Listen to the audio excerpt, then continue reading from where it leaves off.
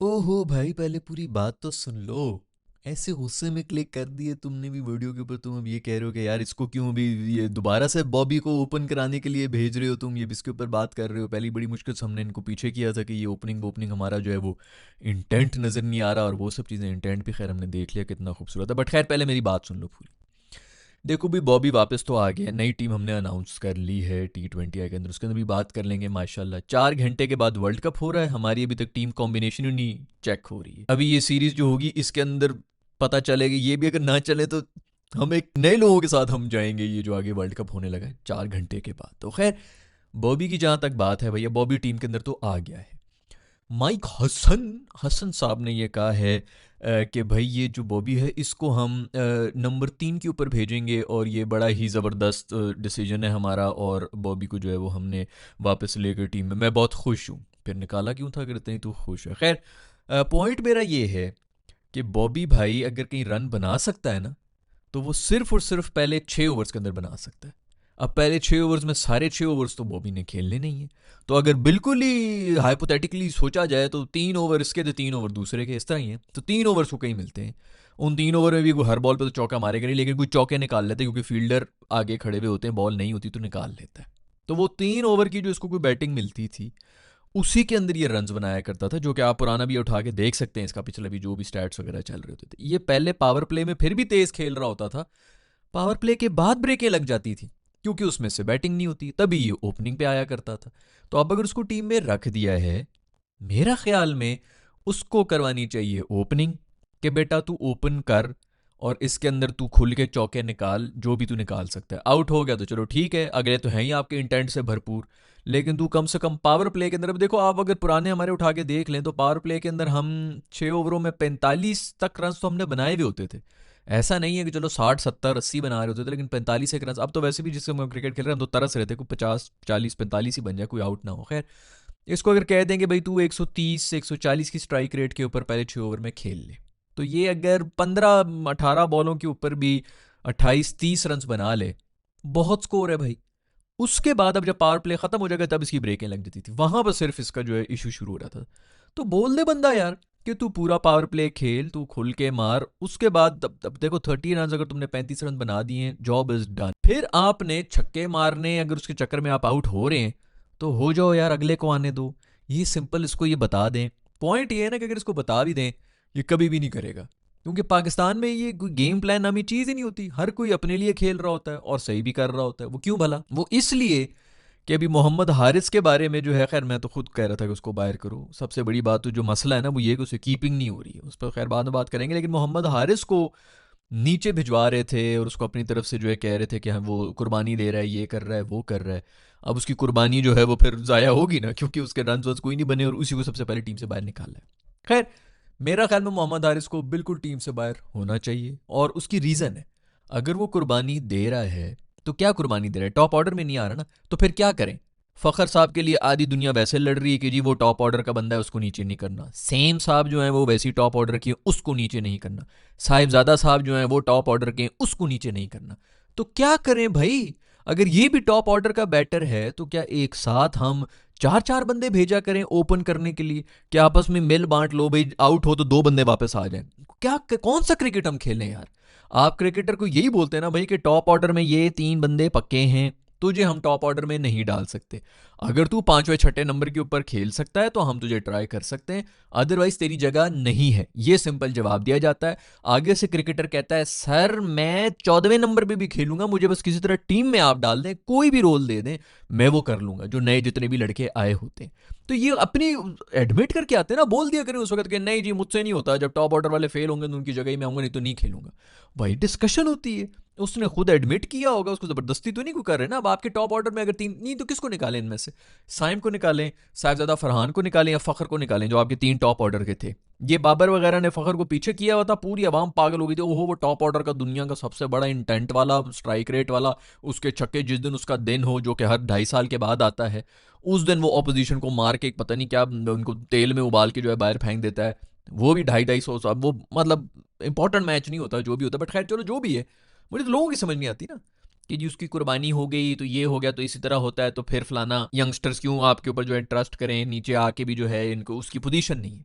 भाई फुटबॉल के अंदर अगर आप, हर किसी को शौक नहीं कि मैं भी गोल करूं, ओ भाई जब हमारे पास स्ट्राइकर है दो टीम के अंदर, तो हम तुझे क्यों रखें भाई, तू स्ट्राइकर है ना, गुड यार, वेरी गुड, लेकिन अभी हमारी तो सीटें फुल हैं, तो तू बाहर बैठ ना, फिर इनकी रिप्लेसमेंट होगी, दुआ करें इनमें से कोई इंजर हो, दुआ करें इनकी फॉर्म गंदी हो जाए। फिर बंदा इसीलिए कुछ ना कुछ उसको, मतलब सबको शौक होता है गोल करने का, सबको शौक होता है ऊपर से आके जो है सबसे पहले बैटिंग करने का, सबसे पहले मेरी बैटिंग होगी फलाना, लोग बैटिंग लेके भाग जाया करते थे बचपन में। लेकिन फिर यही पे कॉम्प्रोमाइजेस करने पड़ते हैं आपको, नहीं तो बैठ जाओ, फिर कहो कि नहीं मैं टॉप ऑर्डर का हूं, मैं नीचे आऊंगा नहीं, मैं पीछे बेंच के ऊपर बैठ जाऊंगा, टीम में भी आना है। तो मेरा ख्याल में तो इसके ऊपर ये बिल्कुल डिबेट नहीं होनी चाहिए कि वो नीचे आके नहीं चला तो ऊपर आके नहीं चला, तो इसमें उसका क्या कसूर है, किस्मत का कसूर है भाई। दुआ करता कि जी नीचे से आके वो 20-20 रन बना लेता और ऊपर वाले आपके फेल हो जाते, तो उसने आ जाना था। अभी ये यही छुरी लटक रही है हमारे साइम अयूब साहब के ऊपर, लटक रही है। साइम अयूब साहब अगर अभी फेल हो गए इस सीरीज के अंदर भी जो साउथ अफ्रीका वाली आ रही है, तो मोस्ट ऑफली ये भी गए हैं, टीम से बाहर ही हैं, फिर उसकी जगह आ जाना भाई हारिस भाई, तुम आ जाना।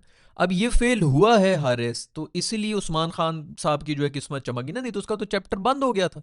अभी भी कुछ समझ नहीं आ रही कि वो किस तरह टीम में आ गए, लेकिन इसीलिए आ गए क्योंकि तू नहीं चला है भाई, और रिजवान के साथ प्रॉब्लम है कि भाई इतने एंकर नहीं घुस सकते, आगा नहीं घुस। अब बहुत से लोग कहेंगे जी आगा भी एंकर थे बाबर, तो आगा नहीं बक करेगा ना एंकर रोल भाई, वो छक्के मार लेगा, वो भी 140-50 के इंटेंट के ऊपर आया है ना। और हम क्या सोच रहे हैं, हमारे पास कौन से बंदे हैं जो 350 की स्ट्राइक रेट के ऊपर चल रहे थे, तो यही है हमारा इंटेंट, 150 वाला ही है, इससे ज्यादा हम ऊपर नहीं जा सकते।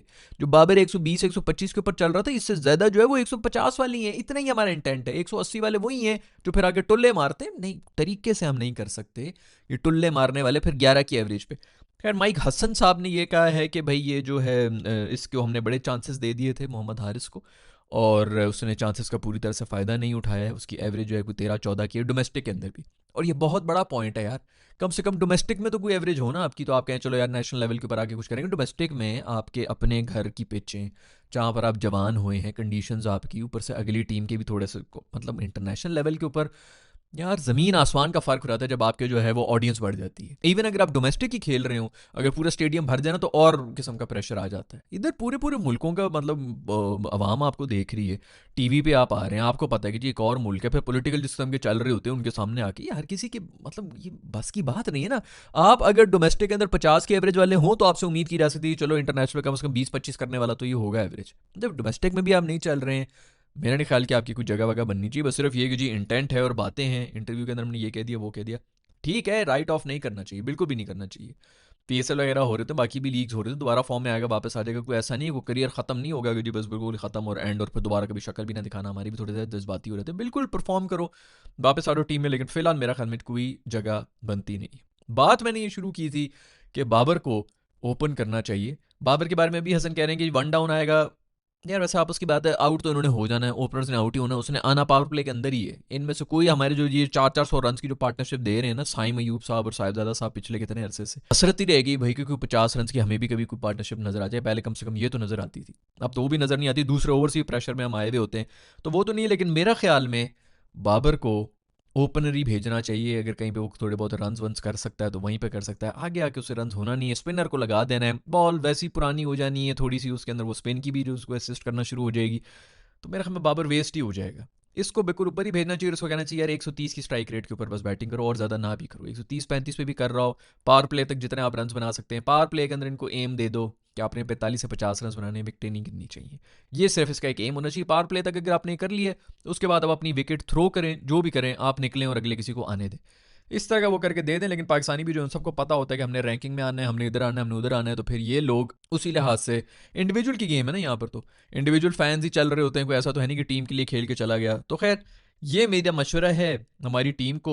इससे पहले मैंने बहुत पहले मशवरा दिया था कि भाई ये बस सिर्फ एंकर करे 125 की स्ट्राइक रेट के ऊपर, चलो आसपास वाले आके 170 की स्ट्राइक रेट के ऊपर मारे, वो मेरा ख्याल में ये कर ही नहीं सकते हैं। तो ठीक है, अब मेरा ये मशवरा है, अगर बहुत ज़्यादा आपका हो भी रहा है ओपन करवाएं, क्योंकि ओपन में भी जो आ रहे हैं कोई ऐसी फॉर्म में तो नहीं है। साइम साहब की क्या ओपनिंग की फॉर्म है, कोई भी फॉर्म नहीं है अच्छा, ज़रा शायद वो इनके साथ खेल रहा होगा, शायद थोड़ा सा उस पर प्रेशर कम होगा, क्योंकि साहबजादा फरहान और साइम जब होते थे तो साइम साहब सीनियर बने होते थे कि जी मैंने सब कुछ करना है, और फिर जब फ़खर भाई आए थे तो फ़खर भाई तो वैसे ही सबसे बड़े काके बन जाते थे। 4000 साल का उनका एक्सपीरियंस है, और सारा का सारा प्रेशर जो है वो साहबजादा फरहान पे और साइम पे होता था कि जी हमने अब स्ट्राइक रेट भी बढ़ानी है, फ़खर भाई से तो नहीं लगी रही, उनसे तो टाइमिंग नहीं हो पा रही है, तो वैसे भी सीनियर है तो उनकी इज्जत भी करनी है, तो इज्जतों में हमारी जो है ना आधे ज़्यादा आवाम जलील हो जाती है कि जी इसकी इज्जत तो उसकी इज्जत, फलानी इज्जत, खोखली इज्जतें कर करके ख्वार हो गए हम। तो ये कहा कि जी मैं इसकी सिलेक्शन के ऊपर बहुत खुश हूँ जो हमारे दोस्त बाबर की हुई भी, और फ़खर ने कहा कि मैंने ओडीआई खेलना है। पूरी दुनिया मतलब ओडीआई से भाग रही। ओडीआई खत्म होने वाला है, वो ओडीआई में अपना फ्यूचर ढूंढने के लिए गए। सीधी तरह बोल दो भाई, ड्रॉप किया हुआ है। उनको पता है कि टेस्ट के अंदर तो रेड बॉल पे तो वैसे ही नहीं चल सकता। दूसरा ये कि T20 के अंदर उसकी कोई फॉर्म नहीं चल रही, तो ओडीआई के अंदर फिर भी थोड़ा सांस लेने का टाइम होता है। वहाँ पर आराम से कुछ करके शायद फॉर्म आ जाए तो आ जाए। और ये अगर फेल हो जाए साइम वगैरह, तो इनकी जगह पे फ़खर को डाल देंगे। यही इनका पूरा प्लान है, लेकिन खुल के बताना भी नहीं, क्योंकि हम तो काके हैं, हमें तो समझ नहीं आ रही किसी चीज़ की। अगर ये टॉप ऑर्डर जो है अभी जो जो भी ये सीरीज़ होगी उसके अंदर वो चल पड़ा, और फ़खर भाई कहीं जो है वो हल्के फुल्के ही ओके वो टाइप ही गए ओडीआई में, तो फ़खर भाई आउट हैं, अभी भी आउट ही हुए हैं। ओडीआई में कौन फ्यूचर ढूंढ रहा है भाई? और नहीं है, उनकी भी फॉर्म नहीं है। पूरा पीएसएल जो पिछले मतलब रेलू कट्टा पीएसएल होता है हमारा यार, उसके अंदर जो बंदा नहीं स्कोर कर रहा है उसको हम किस चक्कर में रख रहे हैं। खैर, हमारे साइम भाई की भी कोई फॉर्म तो नहीं है। तो मुझे नहीं लगता कि उनके भी ज़्यादा चांसेस हैं। यू नेवर नो कि अगर वो अगर स्कोर कर लेते हैं तो फिर फ़खर भाई पीछे ही। खैर भी अगर गौर किया जाए, और ये मतलब अगर फर्स्ट करो साइम भी जो है वो निकल जाए, मतलब अच्छी परफॉर्मेंस ना दे, तो फ़खर को वापस डाल देंगे। या फिर अगर साहबजादा नहीं होता तो शायद फ़खर को वापस डालेंगे। तो पूरी की पूरी वही टीम होगी, जितने दी खोती उथे आण खलोती। जो ये यूएसए से हार रहे थे ना, एग्जैक्टली वही है। शाहीन भी वही है, ते रूफ़ी भी वही है, बॉबी भी आ रहा है, फ़खर भी आ रहे हैं। ये सारे के सारे वही हैं जो पुराने अमरोटी गैंग, जो नवाज शवाज, वो सारे शेडी भाई। तो बस कंधा ठीक होने की देर है, दरवाज़ा तोड़ के वो किसी किसी को भी बाहर निकाल के आ जाएंगे। वो ओपनर्स को भी बाहर निकाल के ओपन के पोजीशन पे आ जाएंगे, जिस पोजीशन पे वो कंफर्टेबल हो। तो सारी टीम तो वहीं पे वापस आ गई, जिसके बारे में हम कह रहे थे इंटेंट नहीं है, ये नहीं है, वो नहीं है, वो कोई बीमार है क्या, सर्जरी होनी है, ये वो फलाना। वो सर्जरी वापस जो है ना, वो दोबारा से बीमारी लगता है फैलना शुरू हो गई है। लेकिन क्या करें भाई, आपने नए वाले भी करके देख लिए हैं। जितने थी खोती होते आन खलोती वाली सीन है भाई। वो इफ्तिखार मासूम को भी वापस टीम के अंदर डाल दो यार। वो आसिफ अली मासूम ने भी रिटायरमेंट ले ली, उसको भी वापस अगर वो होता तो अभी उसको भी कंसिडर हम कर रहे होते, वापस डाल लो। थोड़ा सा पीछे जाके सईद अजमल और मिसबाउल हक से भी पूछ लें कि उन्होंने भी अगर टीम के अंदर आना है, क्योंकि हमने तो रिवर्स गेयर लगाया हुआ है। और क्या करें, जब नए जो हमारे खूबसूरत टैलेंटेड आए हैं, वो भी एग्जैक्टली वही चीज़ें हैं। ये माइंडसेट के मसले हैं, और ये चाहे पुराने हो या नए हो, यही होना है। जो मैं पहले भी आपको कह रहा हूँ, 30 साल से बड़ी उम्र के रखें, ताकि उनके कुछ दिमाग में जो है वो माइंड सेट हो। भाड़ में गए जी पूरी दुनिया जो है वो, यंगस्टर्स ये थे फलाने, ये थे फलाने वो। ये टेस्ट मैच में भी आपने देख लिए, आपका 40 साल के बंदे नहीं आके बचाया है, वरना आपकी जो पूरे वो एक्सपोज हो गए थे। साजिद ने भी कुछ नहीं किया था, नूमी ने भी कुछ नहीं किया था। और इसलिए कुछ नहीं कहते क्योंकि पूरे 1 साल से, पहली वीडियो मैंने बनाई थी इसी टेस्ट सीरीज को, मतलब पूरे 1 साल से कुछ भी नहीं किया उन्होंने, कोई डोमेस्टिक ही नहीं खेला। टेस्ट मैचेस कोई हो ही नहीं।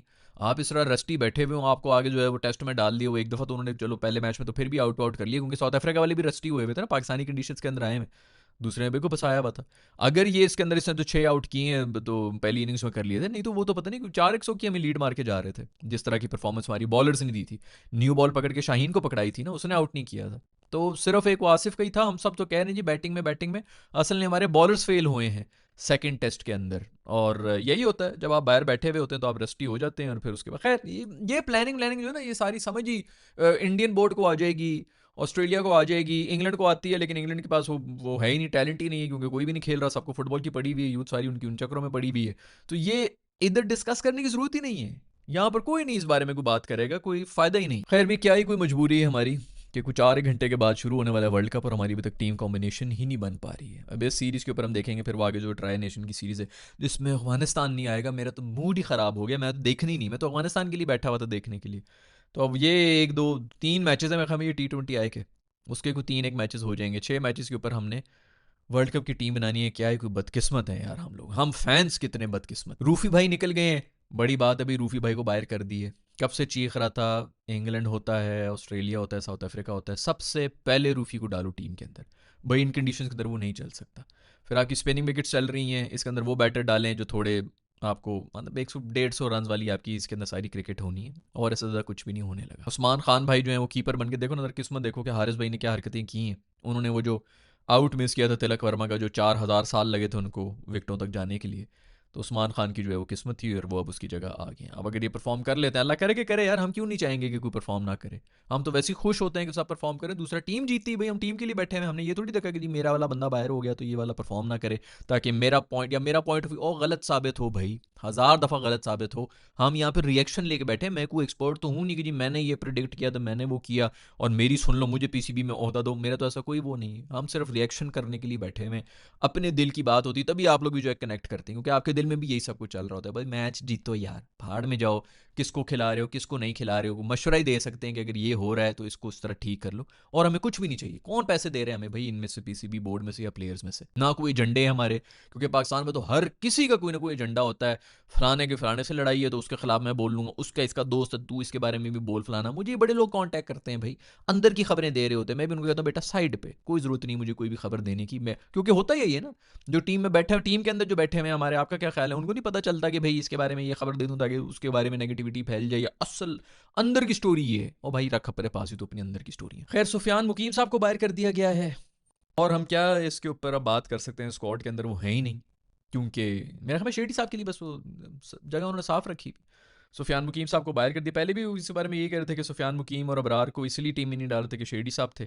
अब दोबारा जो है उनको सबसे पहले उन्होंने बाहर कर दिए। वो एक बंदा हुआ करता था भाई आकिफ, जिसके बारे में हमने इधर बात की थी, और वो पिछला कोच बेचारा भी बड़ा बोल रहा था। खैर आई डोंट नो, फिर नए कोच को वो नहीं पसंद आ रहा होगा वट एवर, बट आकिफ था, वो भी साइड पे है भाई, उसके बारे में कोई बात नहीं कर रहा। इस तरह लोग आते हैं और गायब कर दिए जाते हैं क्योंकि उनके कोई मतलब पावा ना हो। खैर बहुत बहुत मुबारकबाद हो, रूफी भाई निकले हैं तो नसीम भाई आ चुके हैं।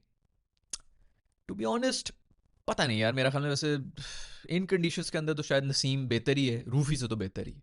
क्योंकि रूफी भाई तो बिल्कुल ब्रेनलेस उनकी वो होती है, बस उसको छोड़ दो, एग्रेशन के ऊपर बिल्कुल गुड है, लेकिन जब आपको इस किस्म की कोई एग्रेशन मिल रही हो ना, पिच की तरफ से मिल रही तो मिल रही हो, वरना आपको एक दो छक्के पड़ गए तो वो खाना शुरू हो जाएंगे, वो नहीं कर सकते। तो नसीम कम से कम उस लिहाज से बेहतर है, अगर लाइन एंड लेंथ वगैरह थोड़ी बेहतर करे। वैसे भी मैं हमें रेड बॉल के ऊपर बॉलिंग वॉलिंग कर रहा है तो ठीक है, रखना है भी, फास्ट बॉलर्स भी तो रखना ही है ना। साय में यूँ भाई पे प्रॉपर छुरी चल रही भाई, मैं फिर आपको बता रहा हूँ, उसके ऊपर जितना प्रेशर होगा आई डोंट नो वो प्रेशर के अंदर किस तरह की परफॉर्म करेगा, लेकिन बहुत लंबा हो गया, उसको भी 6-7 महीने से रखा हुआ है।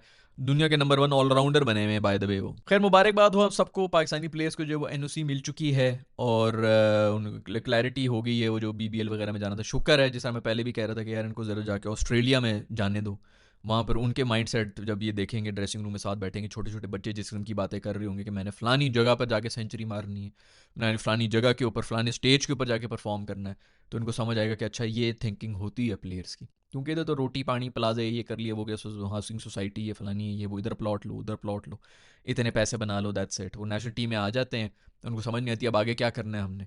ज़्यादा तो उनको कुछ समझ आती है तो वो ये समझ आती है अब आगे हमने कप्तान बन जाना है। ये इन सब की जो दौड़ है वो सिर्फ कप्तानी की है, क्योंकि विजन ही नहीं है को आगे जो है कि मैंने अपनी टीम को जिताना है, वट एवर, ये वो सबसे ज़्यादा रन्स बनाने हैं, ये वो करने हैं, फलाना कुछ भी नहीं है। ग्लोबल लेवल के ऊपर उनका कोई एम्स ही नहीं है। तो ऑस्ट्रेलिया वगैरह के साथ साथ बैठेंगे। सबसे जो बेहतर ऐसे ये सीख सकते थे वो थे इंडियंस, क्योंकि उर्दू उर्दू में बात करते हैं ना, उनको तो गोरे करके रोबोट के बच्चे हम लोग भी कहते रहते हैं ये तो हमारी तरह है ही नहीं, ठीक है पता नहीं क्या खुराक खाते हैं, इस तरह करके हमको राइट ऑफ ही कर लेते हैं कि इनकी तो लाइफ में और कुछ नहीं है, हमारा तो और बड़ा, हमने तो फैमिली को टाइम देना है तो ये करना है। जैसे वो तो बिल्कुल ही जो है फैमिली शैमिली के बगैर होता है, सब बकवासियत हमारी जो चल रही होती है। माँ बाप यहाँ पे इमोशनल ब्लैकमेल कर रहे होते हैं बच्चों को कि अब तुम्हारा ये फ़र्ज़ है तो फलाना फ़र्ज़ है, बचपन से जो है फ़र्ज़ ही फ़र्ज़ मिल रहे होते हैं, तो वो यही सब कुछ चल रहा होता है। तो वो जो सबसे बेहतर अगर इनको कोई गाइडेंस मिल सकती थी ना, तो वो इंडियंस से मिल सकती थी कि यार ये तो हमारी तरह के ही लोग हैं। फिर वो जिस तरह के बैकग्राउंड से आते हैं और फिर वो जहाँ पे पहुँच जाते हैं, फिर उनको देखते हैं कि अच्छा यार ये हमारी तरह के बैकग्राउंड के, लेकिन इसने इतना काम कर लिया, अंग्रेजी सीख ली, ड्रेसिंग ये वो फलाना स्टाइलिस्ट ये वो सब चीज़ें रख ली हैं, प्रॉपर तरीके से कर रहा है। मैनेजर्स वगैरह इसके जो है वो सिर्फ मतलब वो नहीं है कि सिर्फ पैसे की बात कर रहे हैं, और भी बड़ी चीज़ों के ऊपर काम कर रहे हैं। फिर इनके एम्स देखो कि कैसे हैं। मैं पहले भी बताया, आप किसी भी ये इनके मतलब यंग बच्चों को उठा के देख लें, उनके दिमाग में यही होगा कि जी मैंने लॉर्ड्स में जाके सेंचुरी मारनी है, मैंने जी सिडनी में जाके सेंचुरी मारनी है, मैंने उधर हराना है, मैंने बॉर्डर गवास्कर ट्रॉफी के अंदर अपने टीम को जिताना है। वो इस किस्म के उनके शुरू में टेस्ट के उन्होंने एम्स बनाए हुए कि मैंने इधर जाके ये करना है, इस ग्राउंड के ऊपर जाके मैंने ये करना है, पहले से उनके ये बनाए में। उनका ये कोई नहीं कि जी मैंने इंडिया की टीम का कप्तान बन जाना है और वटेवर, ऐसा कुछ भी नहीं है। और ये भी कप्तान टीम में आने के बाद इनको पता चलता है। तो इस किस्म के एम्स होते तो वहाँ पे जाकर इनको थोड़ा सा पता भी चलता है अच्छा प्रोफेशनलिज्म भी होता है, हमारी तरह के लोग हैं और ये भी प्रोफेशनल्स हैं, ये भी जो है रोटी गज़ा और इन सब चीज़ों को जो कर, क्योंकि गोरे तो वैसे भी। और ये मैं आपको बता दूं, गोरे जब इधर आते हैं ना पीएसएल के अंदर, गोरों का इधर इंडिया में पाकिस्तान में आके सबसे पहला जो एक एक्सपीरियंस करने का होता है ना कि अच्छा जी हम ये एक्सपीरियंस करेंगे, वो होता है खाना। तो ये जो लग रहा होता है ना इनको कि ये नहारी भी खा रहा है, तो ये बिरयानी भी खा रहा है, तो ये फलाना भी खा रहा है, वो खा रहा है, वो इसी सिर्फ एक इसी शौक में आए होते हैं गोरे कि यार जरा खाने तो ये इनकी कुजीन तो चेक करें, क्योंकि ये वहाँ पर एक डेलिकेसी है भाई। उधर बाहर जो बैठे हुए होते हैं वहाँ पर उनको ये मिलते भी हैं तो मतलब, और पाकिस्तान में और ऑफर किया है जी मीठे में भी वो खा लेंगे कि ये भी चेक करें, ये भी नए नए स्नैक्स जो है उनके दिमाग में आ रहा होता है। तो वो उनका एडवेंचर ही ये है कि यहाँ पर आके इनकी ये सौगातें ये हम ट्राई करें, और ये बड़े फ़ैन भी हैं मसालों के और स्पाइसेस के और इस किस्म की चीज़ें, इनके लिए एक एडवेंचर हो जाता है ये सब कुछ करना। हमारे जो है वो खुश हो रहे होते हैं। बल्कि इनफैक्ट मुझे याद है बहुत अरसा पहले मैं हमें किसी एक्सपर्ट ने हमारे जो यही पीएसएल वीएसएल की थे और फिर वो टीम के साथ ही बैठे हुए थे कि ये आके सब खा रहे होते हैं। ये मुझे अभी याद आया कि वो हमारे ये सीनियर कोई वो था, ये कोई मैनेजमेंट का बंदा था, तुम लोग नीचे कमेंट्स पे लिख देना कौन था, मुझे याद है 1.5 साल पहले उसने ये बोला था कि वो जो ऑस्ट्रेलियन आते हैं वो भी आके बिरयानियाँ निहारियाँ और ये सब खा रहे हैं भाई, वो ट्राई कर रहे होते हैं। और वो क्या करें यहाँ पर आके, नाइट क्लब्स है नहीं, कोई नाइट लाइफ है नहीं तुम लोगों की, तो वो आके रोटियाँ ही ट्राई करना शुरू होते हैं कि अच्छा ये क्या है, ये नान है, रोगनी, ये भी चख के देखो, तो वो मसाले वाला, तो वो भी उनका एडवेंचर ये चल रहा होता है। मुझे यहाँ तो समझ नहीं आती यार, या तो हम पागल हैं, कॉमन सेंस है यार ये, दुनिया से बाहर भी ये फिरते हैं, इन्होंने देखा हुआ भी है, एक्सपोजर भी है, that's the only thing that Dev got यार। यहाँ पर आके उन्होंने खाना ट्राई करना होता है, और ये उनकी मिसालें दे रहे होते हैं कि वो भी खाते हैं जी, पीएसएल में हमारे साथ होते थे, बिरयानी निहारी हलीम वो सब कुछ खा रहे होते हैं, तो हम भी खाएंगे। तो ये इंडिया वालों के पास अगर जाएंगे ना, वहीं से सीख सकते हैं, अदरवाइज ये नहीं सीख सकते। लेकिन बट चलो, बीपीएल वगैरह में जाए, कम से कम इनको पता चले कि अप्रोच क्या होती है, टीम वर्क क्या होता है, अपने लिए नहीं खेलना होता, टीम के लिए खेलना होता है, और मैटर वही करता है कि टीम को आपने जिताया कि नहीं जिताया, अपने स्कोर मैटर नहीं करते। खैर, ये है सब भाई, नया T20 है, स्क्वाड हो गया है, अनाउंस हो गया है, टीम बन रही है, हमें परसों एक से मैचेस भी शुरू होने वाले हैं, कल से होने, आई डोंट नो कि कब से हो रहे हैं, मैंने चेक नहीं किया। बट आप लोगों का क्या कहना है इन सब चीज़ों के बारे में? बॉबी को ओपन करना चाहिए, नहीं करना चाहिए, वन डाउन आना चाहिए? जो मैंने आपको लॉजिक दी है कि बॉबी अगर कहीं रन कर सकता है तेजी से, तो वो ऊपर से ही आके कर सकता है, नीचे तो उसने वैसे ही कुछ नहीं करना, तो ऊपर से ही कर दो ताकि कम से कम कुछ चौके शौके निकल जाएं। अब आई डोंट नो, फिर उसके बाद वही सैमसंग को पीछे करेंगे, जो भी करेंगे। आपका जो भी कहना है लिख दें, किसको टीम से नहीं निकालना चाहिए था, किसको रखना चाहिए था, क्या हो रहा है क्या नहीं हो रहा, जो भी कॉमेंट्स है नीचे कॉमेंट्स में लिख कर बता दो भाई। और टीम कॉम्बिनेशन क्या होगी, स्पेशली आगे वर्ल्ड कप में क्या होगी। मैं मिलूंगा आप लोग से नेक्स्ट वीडियो के अंदर, अपना ख्याल रखिएगा, अल्लाह हाफिज़।